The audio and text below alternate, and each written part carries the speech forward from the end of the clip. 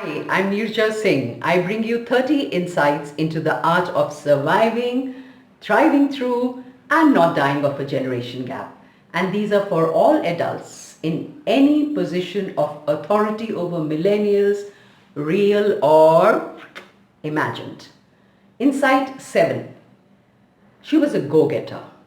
Within a year of joining the media organization where she worked as a writer, she was handed her first promotion. A rare happening. But what was even more unusual was her style and pattern of work.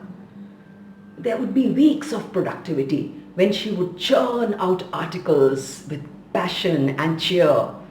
Then, without warning, all of a sudden, out of nowhere, her chirpiness would suddenly fizzle into spells of depressive lows. The sun would literally set on her lovely face and darkness would descend. She would hurl accusations at everyone around her and be angry a lot. As she swung between manic highs and depressive lows, her co-workers puzzled and then decided she's mad.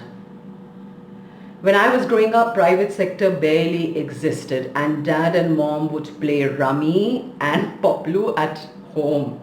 After work hours, I mean. But as per the study today, 42.5% of the employees in the private sector of corporate India suffer from depression or some form of anxiety disorder. Why? That's almost every second person. And one reason is the growing, always on work culture. 38% of working women in India are said to show signs of psychiatric morbidity compared to only 26% of homemakers. How come? I'm sorry, but my generation didn't grow up with the same knowledge and understanding of mental illness the current generation has. We used words like getting excited or being agitated for psychological distress. While we were quick to notice a physical injury, we are quite likely to neglect the first signs of mental illness both at work and home. Some of my generation with backgrounds in mental health would be able to pick up the symptoms of mental distress, but for most baby boomers, even the early Gen X parents, mental illness education was limited and stigmatized. It's a dangerous way to be operating. No reference points. And imagine, India ranks first in the incidence of mental disorders just for population. The World Health Organization estimates that our country will suffer economic losses amounting to $1.03 trillion from mental health conditions from 2012 to 2030. No prizes for guessing the reasons. There is job insecurity, there are challenging projects, ambitious targets, tough deadlines, performance pressures, and the much dreaded appraisals.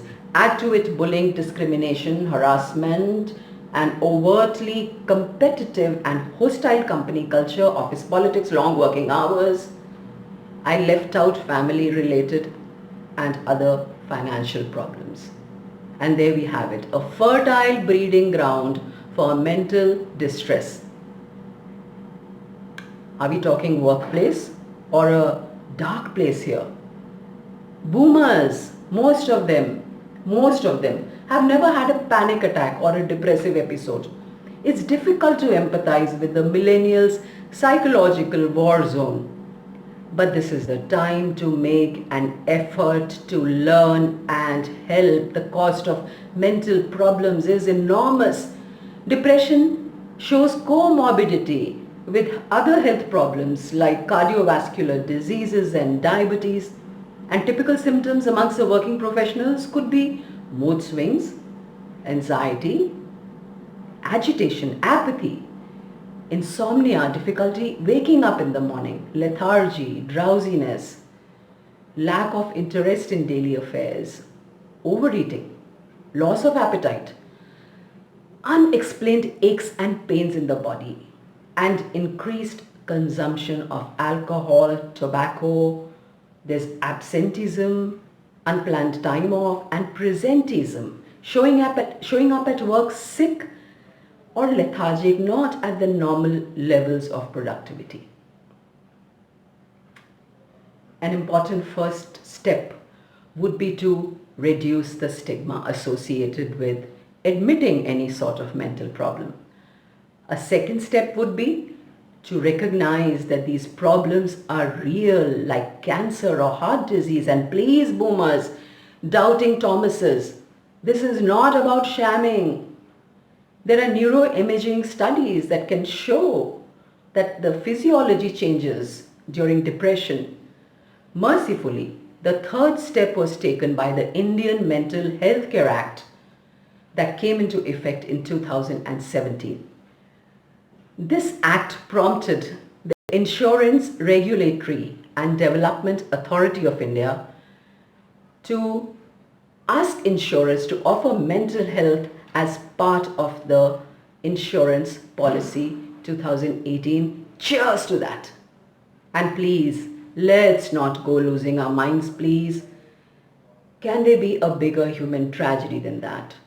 This boomer is ready to listen at Nirja Singh.com.